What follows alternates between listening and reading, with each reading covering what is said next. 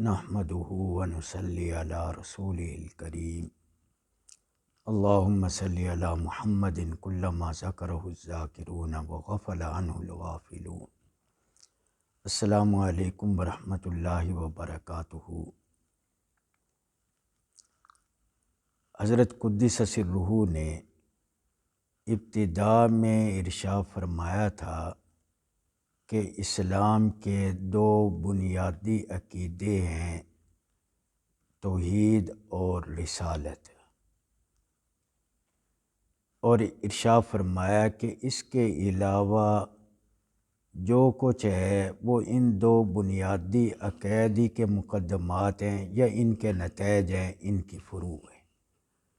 تو توحید کا عقیدہ حجت الاسلام کے مطابق ہم نے آپ کے سامنے مکمل پیش کیا، اور اس کے آخر میں آپ نے دیکھا کہ حضرت نے دینی عبادات کو بلکہ اخلاقیات کو بھی آپ نے کس طرح توحید کے ساتھ جوڑا تھا۔ آپ نے فرمایا کہ توحید نام ہے اس چیز کا کہ ہمارے نفع و نقصان کا مالک اللہ ہے اور ہماری محبتوں کا مرکز اللہ ہے۔ تو حضرت نے بعض عبادات کو پہلے عقیدے سے جوڑ دیا اور بعض عبادات کو دوسرے عقیدہ سے کہ ہماری محبتوں کا مرکز اللہ ہے۔ تو اس طرح اس دوسرے عقیدے کے ساتھ حضرت نے اخلاقیات اور ارکان اربع کے علاوہ دیگر عبادات، جہاد کو بھی، اسلامی حکومت کو بھی جوڑ دیا ہے۔ حضرت نے ارشاد فرمایا کہ اللہ جب ہماری محبتوں کا مرکز ہے تو پھر اس کا تقاضا یہ ہے کہ جو اللہ کے بندے ہیں، مقرب ہیں، ان کا خیال کیا جائے، اور جو اس کے خلاف ہیں تو ان سے بغض کا اظہار کیا جائے۔ تو پہلی چیز کو حب فی اللہ کہتے ہیں اور دوسری کو بغض للہ۔ تو یہ بھی اللہ تعالیٰ کی محبت ہی کے آثار ہیں۔ تو چنانچہ جو اسلام کے اخلاقی احکام ہیں، جود و سخا ہے، قطع صلہ رحمی ہے، رشتہ داروں کے حقوق ہیں، تو یہ سب اس قسم میں آ جاتے ہیں کہ اللہ کے جو بندے ہیں ان سے بھی محبت کی جائے، اور اس طرح بغض فی اللہ یہ بھی اس کی فرع ہے کہ ہماری محبتوں کا مرکز اللہ ہیں، تو لہٰذا اللہ کے جو دشمن ہیں ان کی جان و مال کی طاق میں رہا جائے، تو لہٰذا جہاد اور کفار سے جزیہ وصول کرنا، تو یعنی اسلامی حکومت کا جو ایک اہم شعبہ ہے۔ تو اس طرح اسلامی حکومت کے بعض شعبے اور اسلامی اخلاقیات بھی بنیادی عقیدہ توحید کی فروعات ہیں۔ حضرت نے اس کو دلیل سے ثابت کر دیا۔ اب حضرت توجہ فرما رہے ہیں تو اسلام کے دوسرے اہم عقیدہ رسالت کی طرف۔ تو اس میں حضرت نے فرمایا کہ جب یہ بات طے ہو چکی ہے کہ ہمارے حاکم اللہ ہی ہیں، ہماری اطاعت کے مرکز اللہ ہی ہیں، اور ہماری محبتوں کے مرکز اللہ ہی ہیں، تو ہمارے ذمے اللہ کی اطاعت ہے۔ تو دیکھیے کہ اطاعت کا مطلب کیا ہے کہ کسی کی مرضی کے مطابق زندگی گزارنا۔ اطاعت کا مطلب یہ ہے کہ اللہ کی اطاعت کا کہ ہم اللہ کی مرضی کے مطابق زندگی گزاریں۔ تو کسی کی مرضی اس کے بتائے بغیر معلوم نہیں ہو سکتی۔ تو دیکھو ہم کسی دوسرے انسان کی مرضی معلوم نہیں کر سکتے، چاہے ہم اس کے سینے سے اپنا سینہ ملا دیں، اس کا دل چیر کر رکھ دیں، دل چیر دیں تو بھی اس کی منشا ہمیں معلوم نہیں ہوگی۔ تو لہٰذا کسی کی رضا معلوم ہونے کا ایک ہی طریقہ ہے کہ وہ ہمیں بتا دے۔ اس کے علاوہ کسی کے بتائے بغیر کسی کی رضا معلوم نہیں ہو سکتی۔ تو جب اطاعت نام ہے اللہ کی مرضی کے مطابق زندگی گزارنے کا، اور مرضی کے بارے میں یہ اصول طے ہے کہ جب تک اللہ بتائیں گے نہیں ہمیں معلوم نہیں ہو سکتا۔ اب اللہ کیسے بتائیں گے؟ تو دیکھو دنیا داری کے اندر بھی کہ عام بادشاہ کسی عام آدمی کو اپنی مرضیات اور احکام نہیں بتاتے کہ عام بادشاہ بھی گلی محلے میں چل کر دروازے دروازے پر آ کر اپنے احکام بتائیں، بلکہ اپنے کچھ بندے مقرر کرتے ہیں جن کو پیغام دیتے ہیں، تو وہ اعلان کرتے ہیں یا اشتہار چھپوا دیے جاتے ہیں، تو وہ بادشاہ کے احکام لوگوں تک اشتہارات کے ذریعے یا اس کے کسی کرندے کے ذریعے پہنچتے ہیں۔ بادشاہ ہر ایک کو منہ نہیں لگاتے۔ تو اس طرح اللہ سبحانہ و تعالیٰ نے بھی کچھ بندوں کا انتخاب کیا، ان بندوں کے ذریعے اللہ نے ہم تک اپنے احکام پہنچائے، اپنی مرضیات پہنچائی، اور اس طرح جس طرح عام بادشاہ اشتہار چھپواتے ہیں اور اشتہارات کے ذریعے اپنی رعایا تک اپنے احکام پہنچاتے ہیں، تو اللہ سبحانہ و تعالیٰ نے کتابیں نازل کر کے اپنے پیغام ہم تک پہنچائے۔ تو اس تفصیل سے رسالت کی بھی ضرورت ثابت ہو گئی اور اللہ کی طرف سے کتابوں کے نازل ہونے کی ضرورت بھی ثابت ہو گئی۔ ابھی ایک بات اور بھی نقطہ توجہ کے قابل ہے کہ عام بادشاہ بھی مقرب اس کو ہی بناتے ہیں کہ جس کو اس بادشاہ سے ایک تعلق خاطر ہو، ایک محبت ہو، اور وہ اس کا وفادار ہو۔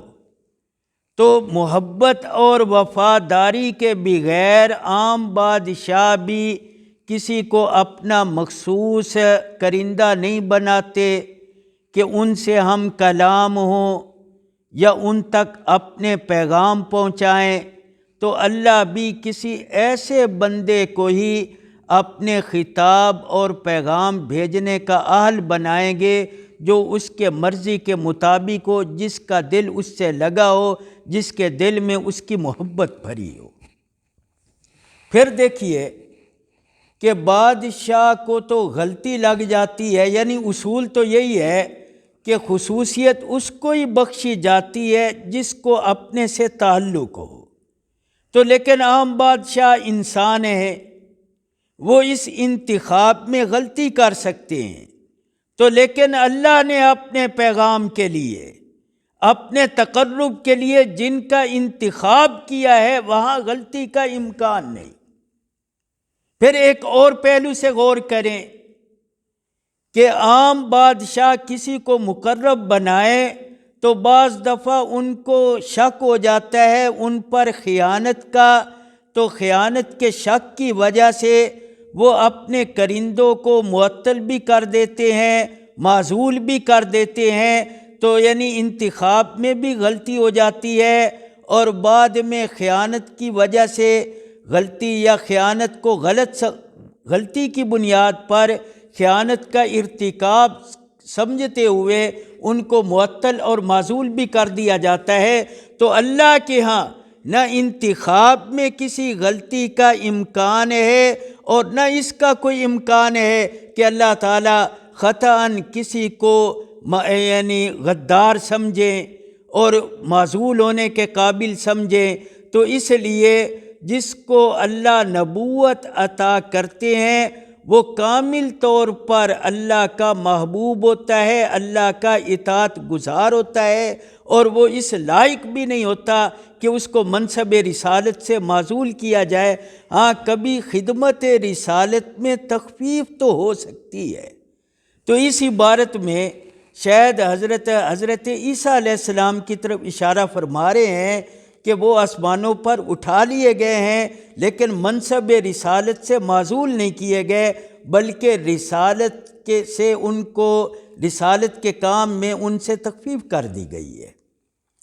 آگے حضرت نے ایک نقطہ اور اٹھایا کہ دیکھو جو مقرب ہوں بادشاہوں کے، تو وہ بادشاہی میں حصے دار نہیں ہوا کرتے کہ جس کو جی چاہے عہدے بانٹنے لگے، بلکہ بادشاہ کی مرضی کے مطابق ہی چلنے والے ہیں۔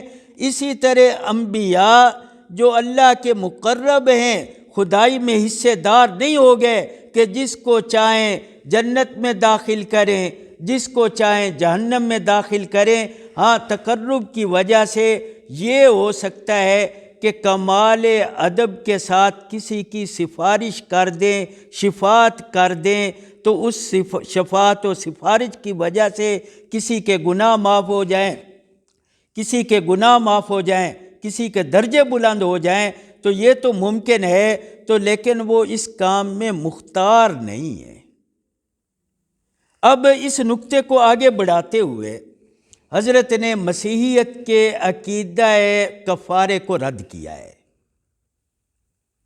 تو آپ فرماتے ہیں کہ اسی بنیاد پر دیکھیں کہ کفارہ اور شفاعت کا ایک فرق ہے کہ مسیحیت جس طرح کفارہ کو پیش کرتے ہیں تو اس کا مطلب یہ بن جاتا ہے کہ انبیاء گویا کہ اللہ کی خدائی میں حصہ رکھتے ہیں، جس کو جی چاہے معاف کرے، مغفرت کے پروانے دے۔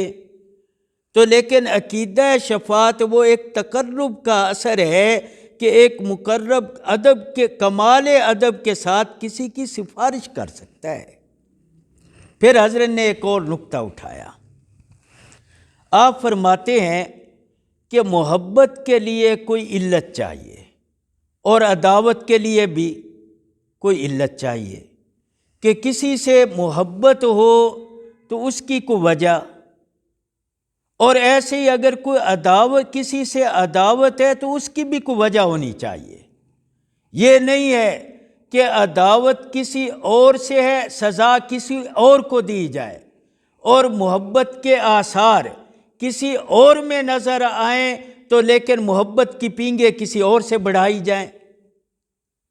حسن ایک شخص میں، زید میں نظر آتا ہے، لیکن عشق بکر سے کیا جائے، اور جرم زید نے کیا ہے، سزا خالد کو دی جائے، تو یہ کتنی غیر معقول بات ہے۔ تو اس طرح حضرت فرماتے ہیں کہ یہ غیر ممکن ہے کہ نیکی تو انبیاء کریں لیکن ثواب امتوں کو ملے، گناہ ان کے معاف ہوں، گناہ امتیں کریں اور سزا انبیاء کو ملے، تو کتنا غیر معقول ہے عقیدہ کفارہ۔ یعنی ایک تو دیکھیں بنیادی غلطی الہیاتی یہ ہے کہ انبیاء اللہ کے مقرب ہوتے ہیں، خدائی میں شریک نہیں، کہ شریک ہوں تو اس کا اثر تو خود مختار ہونا ہے، تو لیکن اگر محض تقرب ہو تو اس کا اثر اور نتیجہ اتنا تو ہو سکتا ہے کہ کمال ادب کے ساتھ سفارش کر دیں۔ تو اس لیے ہم انبیاء کی سفارش کے قائل ہیں کہ جس سے ان کا بارگاہ الہی میں تقرب بھی ثابت ہوتا ہے۔